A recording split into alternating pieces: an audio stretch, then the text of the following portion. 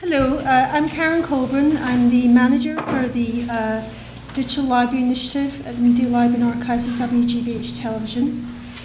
So today we've seen a lot of presentations referencing broadcasting programmes from WGBH, and I'd like to talk about our archive and how we're opening up access to the 50-plus year history of programming at WGBH.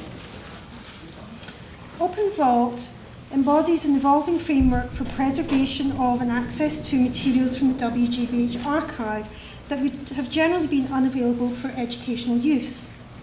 While not completely open content yet, in that materials are not downloadable for manipulation within the classroom, Open Vault presents an emerging set of tools to enable educators to interact with rich media materials. Open Vault builds upon both lessons learned from the past and the emerging technologies that allow us to present information in new and exciting ways. Thanks to funding from the National Endowment of the Arts, National Endowment for the Humanities and the Institute of Museum and Library Services, WGBH Media Library and Archives had created 3 standalone websites for particular titles from their collection. New Television Workshop, based on experimental video art, Say Brother, a local series on the African American community in Boston, and the 10 o'clock news, the local nightly news station that was on air from 1976 to 1991. Resource tools and functionality developed in sophistications between 1999, when New Television Workshop was launched, 2001, when Say Brother was launched, through to 2003 with the 10 o'clock news. While each site presented a deep finding aid, there was no ability to link the collections or cross-search across the entire content, limiting their usefulness because they were separate siloed collections. Open Vault amalgamates the information and resources from the previous collections, adds approximately 50 new assets from the WGBH archive, and features a greater range of functionality to enable educators to interact with the resources. It provides a framework for the future preservation of the WGBH archive, gradually opening up the rich media for educational use. Interviews from War and Peace in the Nuclear Age, Vietnam and Television History, Press and the People, and 5 public domain assets to contextualise the interview material comprise the new assets. We created digital files for all the raw material, as well as clips that would be displayed on the website. This was especially important for some of the 20-year-old War and Peace in the Nuclear Age tapes that were already showing signs of deterioration. The new resources gave us the opportunity to consider what functionality we wanted to incorporate into the new site. I'd like to share with you a quick tour of Open Vault to illustrate the choices we made.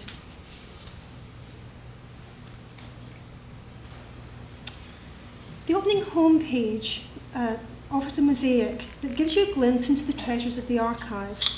As you scroll across each tile, it displays the title of the item in the top left corner.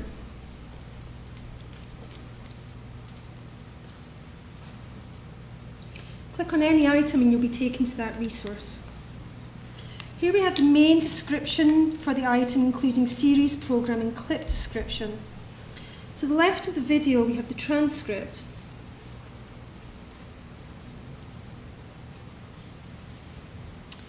This shows you the section of the transcript relating directly to the streaming clip.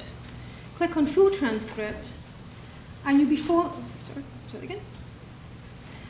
shown the full raw interview transcript broken up into chapter headings. Click on any heading, and you'll be taken directly to that part of the interview.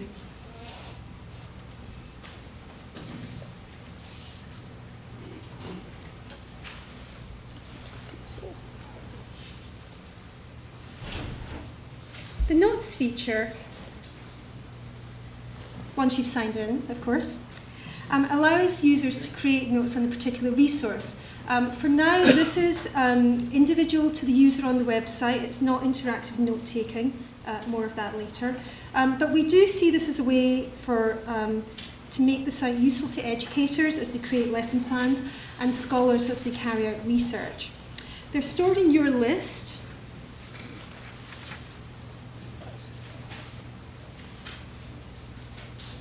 and again, once you've signed in, which I shan't bother here, you can delete and update any of your notes in your list and reorder things in your list so that you can keep up to date with the research and the notes that you're taking.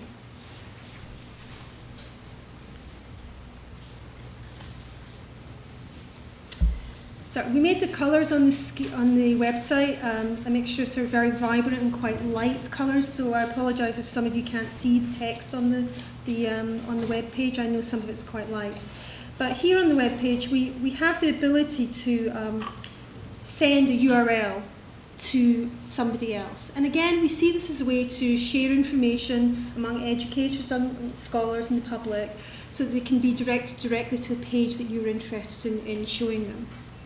And you can put messages on that as well. So you could always cut and paste your notes into the body of the email for a student to use.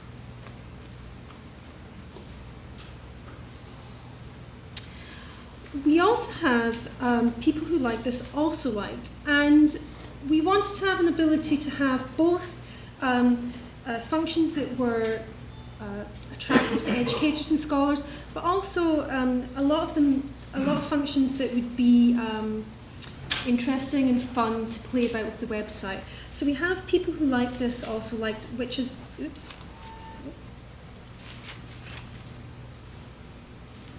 based on Netflix or Amazon principle, where when you're on a page, you'll be shown items of similar interest. So for example, with President Carter, SALT II in Afghanistan, we have the nuclear physicist, MGK, Menon, Paul Nietzsche and Helmut Schmidt pages that you can click onto. As part of our mission to make content available to educators, Media Library and Archives does want to expand the use of materials on the website. As such, a proportion of the interviews are available on DVD at cost to educators, so they'll have the full resource for use in their learning environment. Our hope is to eventually have complete video streaming on the site, but as we know, bandwidth is always an issue, as are rights considerations, and it is something that we're looking into for the future, and possibly Internet 2 will help us to achieve some of the goals that we want to go forward with.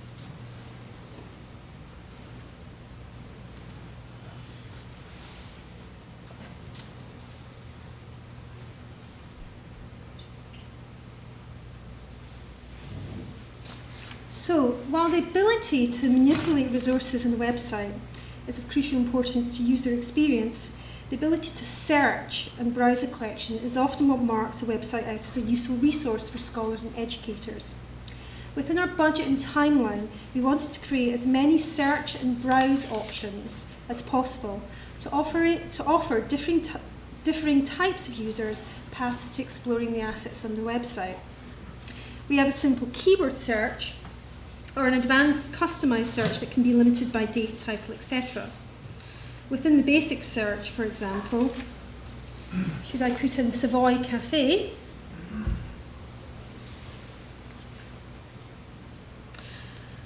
I'll bring up an item with the vocalist May Arnett talking about Boston nightclubs in the 1950s. And I'll just play that for you. Videos played as progressive streaming, and this is only a minute long, so it won't take long. When I came here, Mass Ave was swinging, and the Savoy was on Mass Ave. After that. See, so that's a little before my time. So when you told me that Savoy was at West Newton and Columbus. That's right, that was the beginning. Yeah, I hadn't quite gotten. You know what caused it to move? At that time, the Coconut Grove fire happened. And there was something came down for the safety of the public. All nightclubs had to be closed pending an investigation and exits. They had to close up.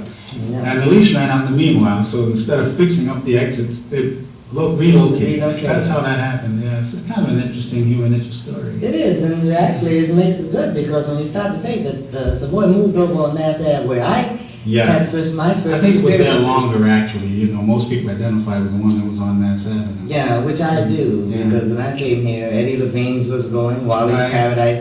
In fact, Novella Taylor was working at Eddie Levine's when I came here. It's just a small clip.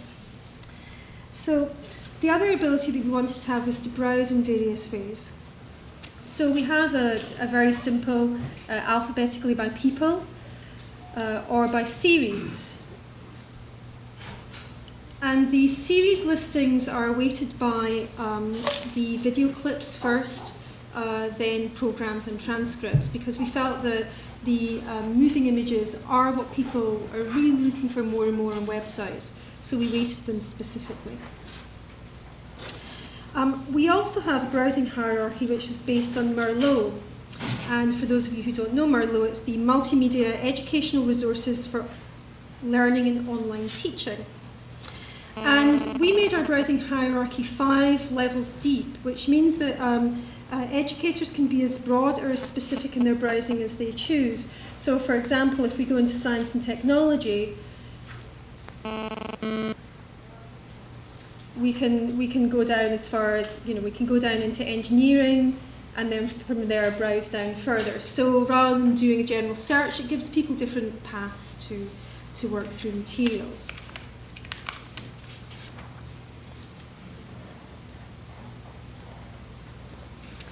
We currently have over 1,300 assets on OpenVault, of which over 550 have streaming clips.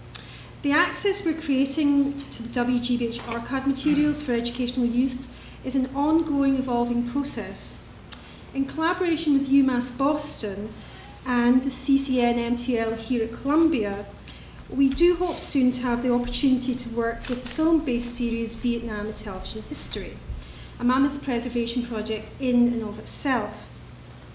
We hope to expand on the architecture of the website by incorporating functionalities such as interactive note-taking and social tagging, as well as CCN-MTL using core materials to create learning environments.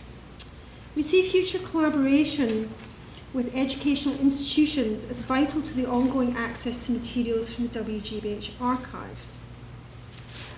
Just of note, since we launched in January of this year, we're already in the top 5 for all the search engines, which is nice for OpenVault. Of course, WGBH OpenVault brings us up straight away.